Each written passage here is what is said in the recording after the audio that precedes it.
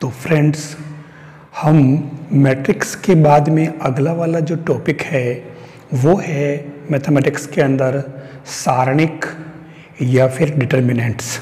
सारणिक के अंदर अब हम आगे बढ़ते हैं तो मैं स्टार्टिंग में एक बार थोड़ा सा इसका इंट्रोडक्शन लेना चाहूँगा। सारणिक या डिटर्मिनेंट्स वास्तव में एक मैट्रिक्स होती है। जैसे मैंने लिया है गिवन मैट्रिक्स A = ABCD, ये 2x2 क्रम की एक मैट्रिक्स है। देखिए, मैं मैट्रिक्स सारणिक को मैट्रिक्स से स्टार्ट कर रहा हूँ।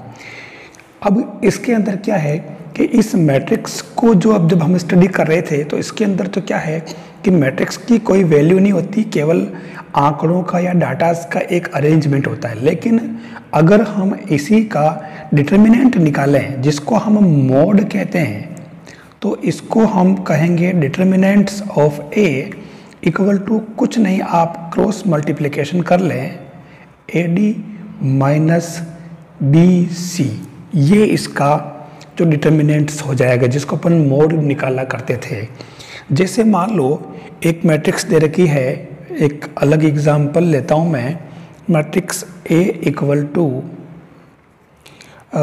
2 4 -1 2। तो इसका डिटर्मिनेंट लेने से पहले मैं इसको क्या नाम दे दूँ? अब मैं इसको इस तरीके से लिखता हूँ तो ये बन जाएगी आपके डिटर्मिनेंट्स या फिर सारणिक। और अब इसका जो आप मान निकालोगे तो ये हो जाएगा आपके 2 × 2 यानी कि 4 -4 × -1 यानी कि -4, तो ये आ जाएगा 8। इस तरीके से हम डिटर्मिनेंट्स को, यानी ये मैंने मैट्रिक्स का रिप्रेजेंटेशन दिया है और मैट्रिक्स को ही मैंने जब ब्रैकेट की जगह मैंने 2 डंडे खड़े कर दिए इस तरीके से, तो ये डिटर्मिनेंट्स कहलाता है। अब इससे इसकी वैल्यू हो जाएगी ये। अब हम इसके अंदर अगर 3 × 3 मैट्रिक्स की बात करें तो इसके अंदर क्या होगा, जैसे मान लो एक मैट्रिक्स B ले लेता हूँ मैं, और वो है जिसमें अपन कॉलम और रो की बात करें तो उस केस में हमारे जो सोल्व करने का तरीका होगा, जैसे मैट्रिक्स या डिटर्मिनेंट्स बोल देता हूँ मैं। अब डिटर्मिनेंट्स है 1 2 4 -1 3 0 एंड 4 1 0। ये एक 3 × 3 ऑर्डर की डिटर्मिनेंट्स हैं। आपको पता है ये C1 C2 C3, ये R1 R2 और R3। अब जब हमें इसका डिटर्मिनेंट्स निकालना होता है तो हम R1 के एलोंग यानी R1 के अनुदिश इसका प्रसरण करेंगे, तो ये क्या हो जाएगा 1 × 3 × 0 0 - 0 × 1 0। फिर ये -2, तो -1 × 0 0, फिर -0 × 4 0, फिर +4 और 1 × -1 एंड 3 × 4 -12। ये आपके अंदर 0 बच रहा है, तो 0, ये भी 0, और ये हो जाएगा आपके -52। यानी इसकी वैल्यू जो आएगी, यानी इस सारणिक का जो प्रसार करते अपन R1 के एलोंग, तो ये -52 आता है। आप चाहें आप R2 के एलोंग कर सकते हैं, R3 के एलोंग कर सकते हैं, C1 के, C2 C3 सभी कैसे भी इसका प्रसरण करेंगे सेम वैल्यू ही आएगी।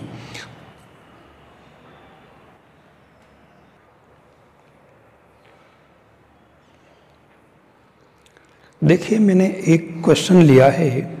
इसके अंदर क्या है कि यहाँ जो 2 सारणिक दे रखी है 3x x1 = 3 2 4 1। अब यहाँ मैट्रिक्स के अंदर तो हम क्या करते हैं कि संगत अवयवों को बराबर कर लेते थे और उससे वैल्यू निकालते, लेकिन इसमें ऐसा नहीं कर सकते हैं। ये आपको ध्यान रखना पड़ेगा।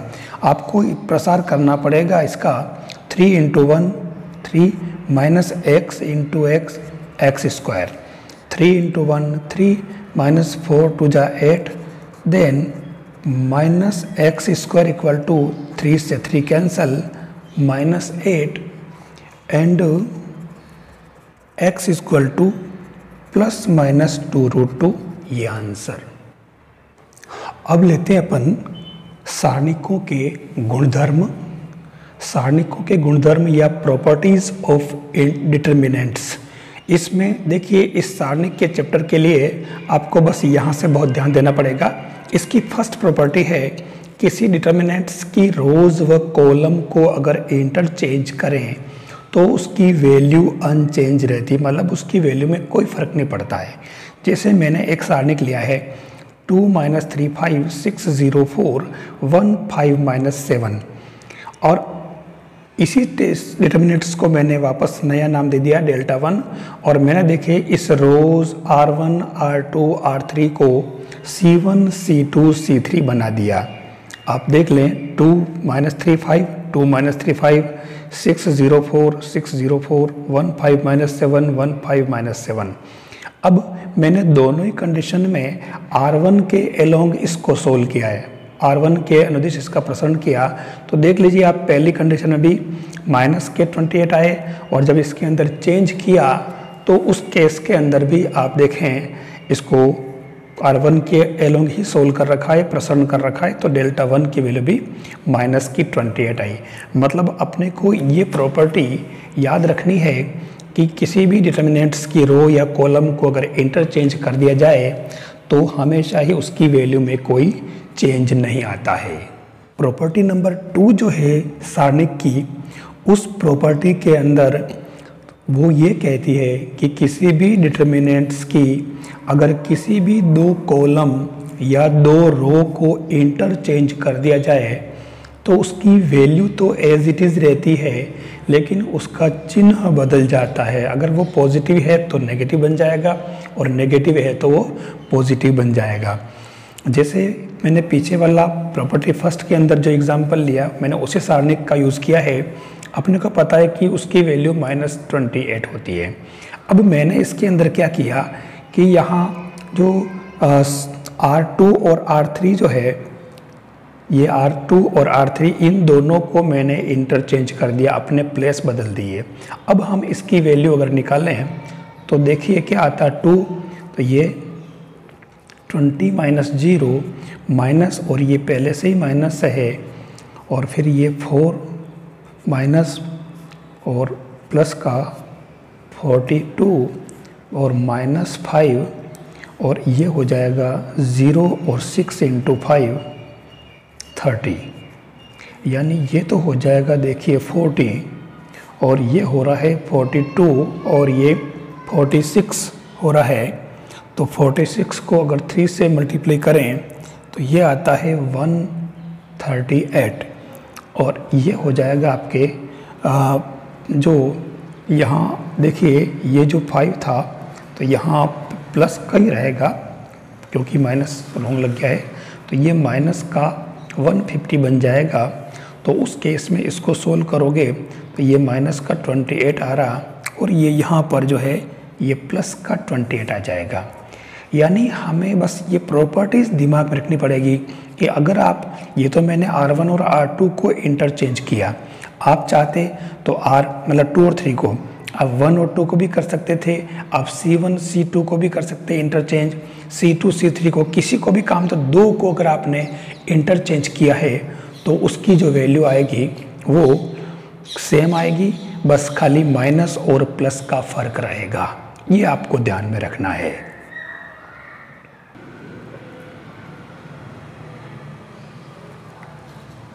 नेक्स्ट जो प्रॉपर्टी P3 है, यानी P3 गुणधर्म कह रहा है कि किसी भी डिटर्मिनेंट की अगर कोई 2 रो या फिर कॉलम, भले ही तो 2 रो हो भले 2 कॉलम, अगर वो 2 रो या 2 कॉलम अगर इक्वल है तो उसकी वैल्यू हमेशा हमेशा 0 होती है। जैसे हमारे पास में एक जो डिटर्मिनेंट्स ले रखा है A 3 to 3 2 to 3 और 3 to 3। आप देख लो यहाँ कि ये आपके R1 और ये है R3। आप देख लो कि R1 = R3, तो इसकी वैल्यू जो आएगी determinant of A equal to 0। आप भले इसका किसी भी कॉलम में रो के एलोंग प्रसरण करके देख लें, 0 आएगा। फिर मैंने एक और ले रखा, जैसे ये एग्जांपल बी वाला डिटर्मिनेंट, तो आप देखो 102 यानी 102, 18, 36, 134 और 1736, इसको भी अगर हम ध्यान से देखें, थोड़ा सा अगर इसके अंदर हम कुछ चेंज करें तो आप देखना इसमें क्या बनेगा। ये आपके इसको एज इट इज रहने दो, आप इस सभी को, इन सभी के अंदर आप 6 कॉमन ले लो, इसमें से R1 में से हम ऐसे कॉमन ले सकते हैं R1 में से, याद रखना। तो ये अगर 6 लिया तो यहाँ 17, यहाँ 3 और यहाँ 6 बन जाएगा, यानी R1 बन गया आपके 1736 और ये एज इट इज़, और ये लास्ट R3 जो है आपके वापस सेम बन गई। देखो तो ये आपके R1, ये R3 और ये दोनों इक्वल है, तो इसकी वैल्यू जो आएगी आपके वो आ जाएगी 0। तो ये इस तरीके से हमें ये ध्यान रखना है, जब भी हम सोल्व करें तो अगर 2 रो या कॉलम अगर इक्वल है तो उसकी वैल्यू 0 हो जाएगी। P4 प्रॉपर्टी जो कह रही है कि किसी भी डिटर्मिनेंट को अगर हम किसी लेमड़ा अदिश से यानी स्केलर से मल्टीप्लाई करें तो वो लेमड़ा, आपको बता दूं कि इस तरीके से किसी भी रो से उसको मल्टीप्लाई आप कर सकते हो, A3, B3, C3। यहाँ मैंने इस लेमड़ा को अंदर R1 से मल्टीप्लाई किया है। आप चाहते तो इसको R2 से कर सकते हो, R3 से कर सकते हो, या C1 से मल्टीप्लाई कर सकते हो, C2 से कर सकते हो, C3 से कर सकते हो। यानी लेमड़ा एक बार ही है तो किसी एक को ही करोगे, सबको नहीं। ओनली R1 या ओनली R1 या ओनली R2 या ओनली R3 या only C1, only C2, only C3 से मल्टीप्लाई कर सकते हो। अब मैं सीधी बात कर दूं कि कुल मिलाकर के आप किसी भी कॉलम या रो से आप कुछ भी कॉमन बाहर ले सकते हो। हम इसको यूं कह सकते हैं, अगर इसमें से कुछ कॉमन आ रहा है वो आप यहाँ बाहर ले सकते हो, इन तीनों में कुछ कॉमन आ रहा है बाहर ले सकते हो, इन तीनों में से कोई कॉमन आ रहा है बाहर ले सकते हो, और ये सब मल्टीप्लाई में होगा बाहर। चाहे C1, C2, C3 से भी आप लेना चाहो तो कॉमन ले सकते हो। तो इस तरीके से आप इसमें से कुछ भी कॉमन ले सकते हो। इसमें कहा ऐसा गया कि लेमड़ा से आप मल्टीप्लाई कर सकते हो, लेकिन सीधी सीधी बात है कि आप किसी भी कॉलम या रो से कुछ भी कॉमन अगर आ रहा है तो ले सकते हो। P5 प्रॉपर्टी है, मैंने उसको लैंग्वेज में नहीं लिखा है, मैंने एक एग्जाम्पल ले लिया है और इसके अंदर मैंने एक डिटर्मिनेंट लिखी है A1 plus lambda 1, A2 plus lambda 2, A3 plus lambda 3 और R2 में B1, B2, B3, C1, C2, C3 लिख दिए। इस डिटर्मिनेंट को ध्यान से देखें तो इसके अंदर हम क्या कर सकते हैं, इसको 2 डिटर्मिनेंट्स के योगफल के रूप में लिख सकते हैं। कैसे?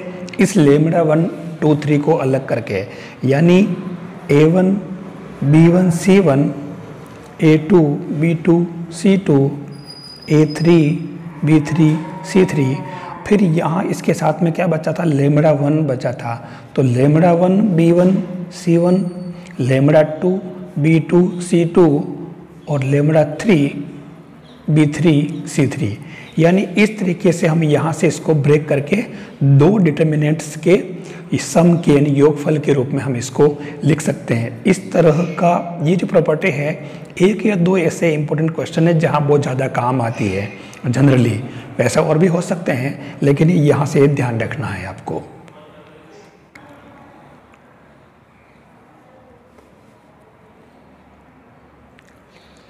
देखिए प्रॉपर्टी नंबर P6 जो है ये इस चैप्टर में ब्रॉड लेवल पे काम आएगी।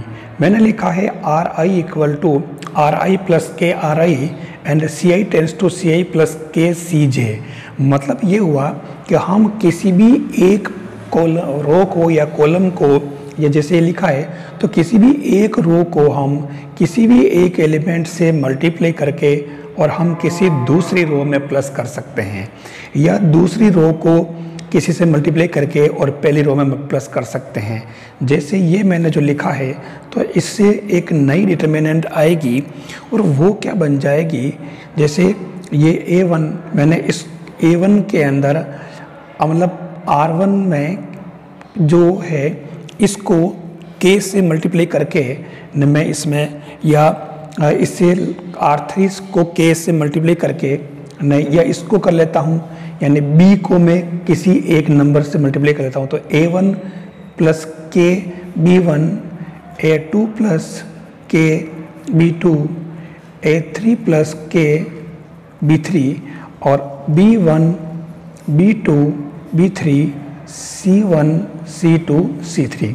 आप इस तरीके से किसी भी रो को किसी एलिमेंट से प्लस करके माइनस करके और दूसरी रो में प्लस माइनस कर सकते हो। ये जो प्रॉपर्टी है हम इसको ब्रॉड लेवल पे यूज़ करेंगे। सारी प्रॉपर्टीज़ यानी जो 6 गुणधर्म मैंने बता दिए डिटर्मिनेंट्स के यानी सारणिक के, अब मैं कुछ विस्तृत एग्जाम्पल की तरफ बढ़ता हूँ। जैसे मैंने एक क्वेश्चन लिया है x y z a b c और x plus a x plus b x plus c, आपको इसकी वैल्यू फाइंड करनी है।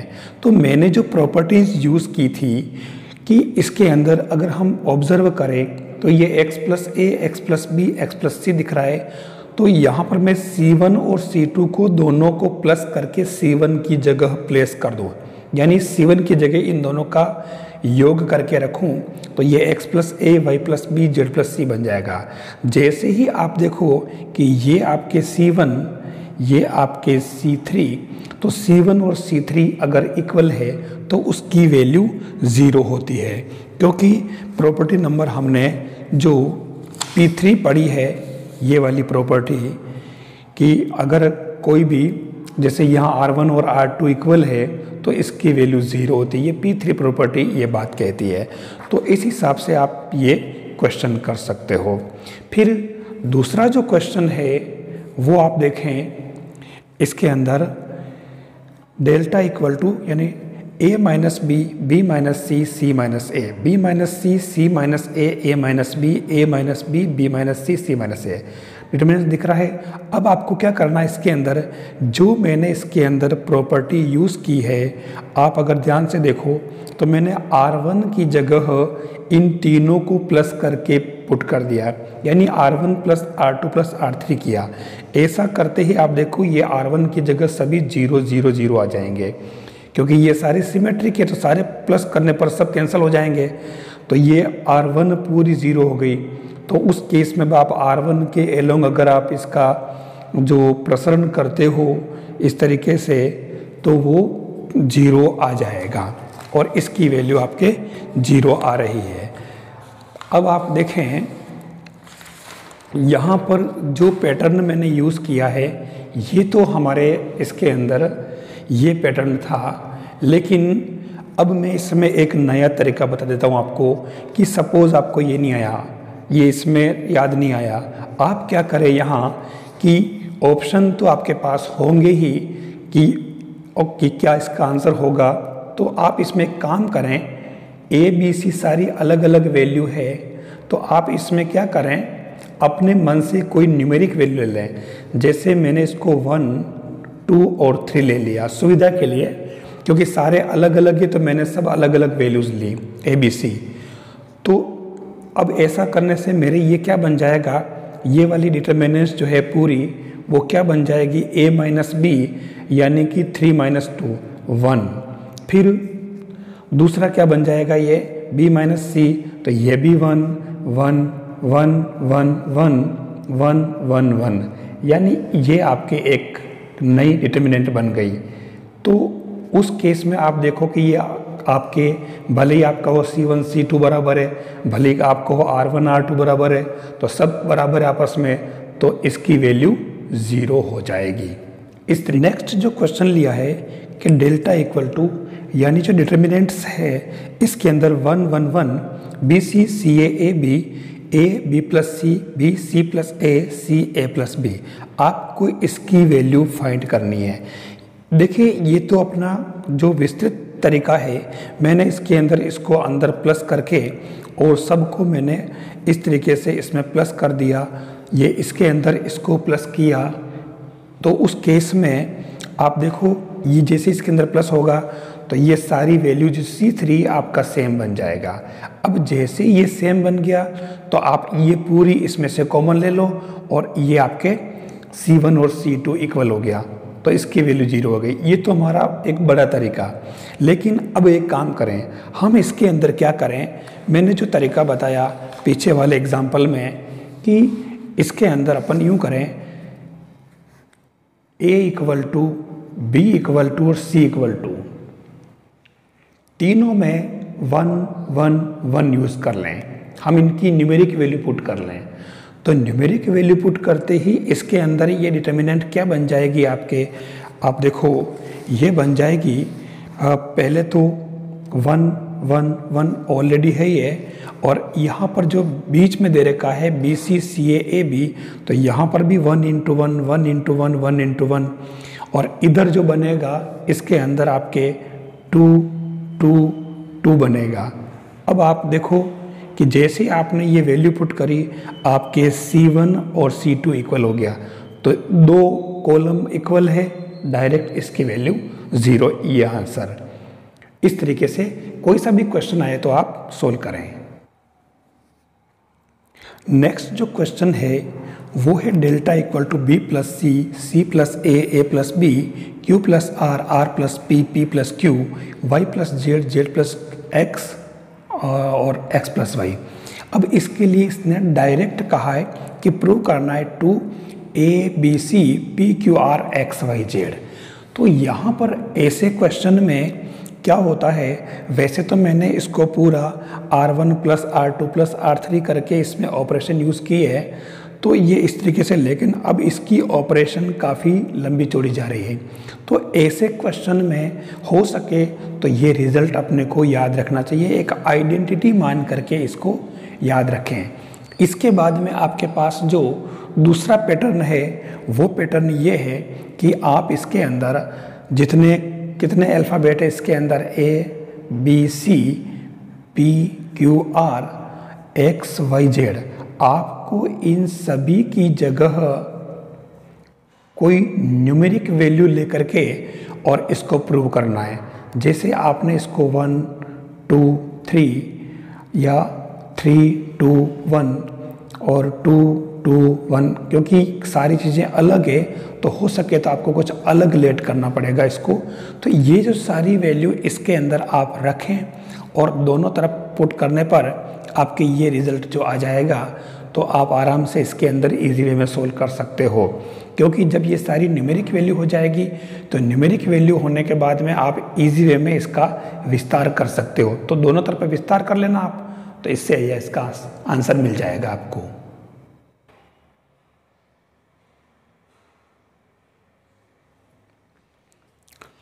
अब देखिए आपके पास में जो अगला क्वेश्चन है, prove that -a square AB AC BA minus B square BC CA CB minus C square equal to ये रिज़ल्ट आपको लाना है। ये डायरेक्ट क्वेश्चन है, लेकिन वहाँ आपको इसके आसपास कोई 4 ऑप्शन मिलेंगे, तो आपको वहाँ ये आंसर डायरेक्ट नहीं होगा।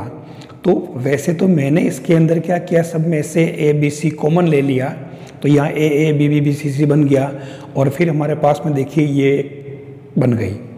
ठीक है, अब हम यहाँ क्या करें, इसको आगे मैंने और सोल्व किया पूरा और ये आंसर ले आया। लेकिन आपको ऐसे क्वेश्चन में, क्योंकि यूँ अगर आप ये ऑपरेशन लगाओगे तो इसमें देर लग जाएगी, आपको इसके अंदर जो मैंने तरीका बताया, आप इसमें एक काम करें, थोड़ा सा देख लें, A B और C तीनों को आप 1 पुट कर दें, तीनों के 1 पुट कर दें।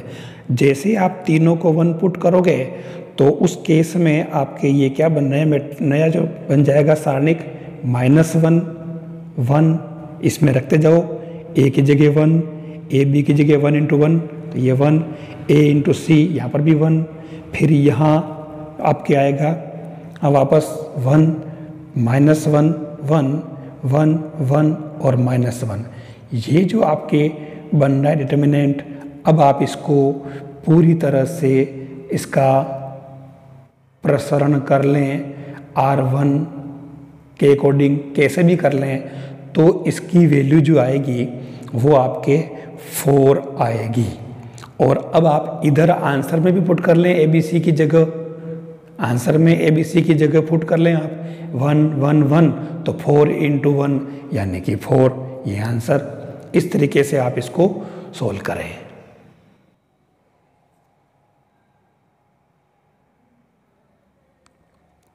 नेक्स्ट क्वेश्चन है 1 1 1 ABC A³ B³ C³ और इसका आंसर है A - B B - C C - A and A + B + C। ये इसका इतना बड़ा आंसर है। देखिए इसमें हमें ऑपरेशन करके C1 = C1 - C2, क्योंकि हम दो जगह 0 लाने की कोशिश करते हैं, तो इसके लिए C1 - C2 और C2 - C3 करके हम दो जगह 0 लाते हैं और उसके बाद में अपन कॉमन लेकर के सोल्व करते हैं। लेकिन हम इसमें ये मेथड यूज़ नहीं करेंगे क्योंकि ये काफ़ी बड़ा मेथड है। फिर यहाँ पर भी हम वही काम करेंगे। कैसे? जैसे आप देखें, ये इसके अंदर हम यूँ करें, यहाँ पर A = B = C = 1 1 ले लें हम, या क्योंकि अब यहाँ ऑप्शन बैठेगा नहीं, इस तरीके से 1 1 करोगे तो पूरा 0 आएगा, लेकिन वहाँ ऑप्शन, वैसे इसमें क्या प्रूव करना होता है, तो यहाँ 1 1 करोगे तो दोनों तरफ 0 आ जाएगा, क्योंकि यहाँ 1 1 1 करोगे 1 1 1, ठीक है। तो यहाँ पे जैसे 1 1 करोगे तो ये C1 C2 C3 सभी इक्वल आ जाएंगे, और इक्वल आएंगे तो इसकी वैल्यू 0 होनी चाहिए, और 0 होनी चाहिए तो ऑप्शन के अंदर आपके पास में ये होंगे। तो आप इसमें भी देखो A - B, तो 1 - 1 0 1 - 1 0 1 में, तो ये पूरा 0 हो जाएगा। लेकिन इससे कितनी बार रिजल्ट एकदम सही नहीं बैठता, तो आप यहाँ पर क्या करें, इसको ले लें आप 2, इसको ले लें आप 3 और इसको ले लें आप 1, यानी सब अलग अलग वैल्यू पुट कर दें। ऐसा करने से आपके ये क्या बन जाएगा 1 1 1, फिर यहाँ A हमने लिया था 2, B लिया अपन ने 3 और C लिया हमने 1, फिर A³ और A³ यानी कि 2 का क्यूब यानी कि 8, और इसका B³ यानी कि 27 और C³ यानी कि 1। अब इसकी वैल्यू हमें निकालनी है। आप कोई परेशानी वाली बात नहीं, आप इसको सोल्व कर लें। 1 बाहर लिया तो ये 3 - 27, फिर -1 तो ये इसका इससे किया 2 - 8, फिर 1 किया तो ये 27 दूनी 54 - 24। इसको सोल्व करें तो देखो ये माइनस का 24, फिर ये प्लस का 6 और ये जो है प्लस का 4 में से 4 0 और 5 में से 2 गया 3, तो ये 30 और 6 36 में से 24 गए तो 12। अब इधर इसके 12 आ रहे हैं। अब आप इसके अंदर वैल्यू पुट कर लें यहाँ पर भी कि A - B यानी कि 2 - 3, तो ये हुआ -1। B - C यानी कि 3 - 1 यानी कि 2, C - A यानी कि 1 - 2 यानी -1, फिर A + B + C, तो A हुआ हमारे पास में 2 3 और 1। तो देखिए ये तो बन गया आपके 2 और 3 और 2 5 और ये 6, तो आप देखें ये 12 दोनों में आ रहे हैं। इट मीन्स ये आंसर आपका राइट है। तो इस तरीके से आप ABC की कोई भी वैल्यू पुट करें और वैल्यू पुट करके आप इसको सोल्व कर लें तो काम इजी में हो जाएगा।